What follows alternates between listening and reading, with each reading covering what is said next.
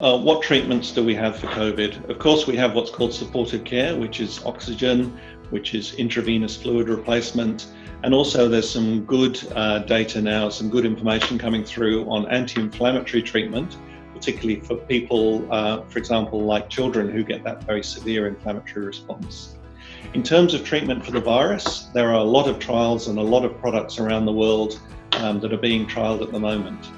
You probably might have heard early on, there was some excitement about hydroxychloroquine and chloroquine, which are anti-malaria drugs and are also used for arthritis and a number of other conditions.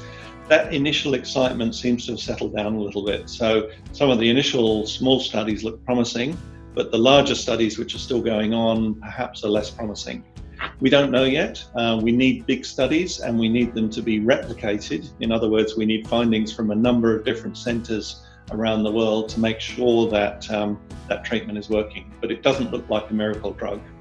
There's another one called remdesivir, which probably most people won't have heard of, which was originally developed for Ebola, which, as you may know, is a terrible virus infection that occurs mainly in sub-Saharan Africa. That has an antiviral effect, and there have been some initial studies both in the US and in Europe looking at remdesivir, which is an intravenous treatment for killing the virus in patients who have severe infection. And then there are a number of other preparations coming online, which work in different ways. Some stop the virus, what's called protease inhibitors, which stop the virus actually forming. Some actually just kill the virus in the infected cells. So there's a number of different candidates.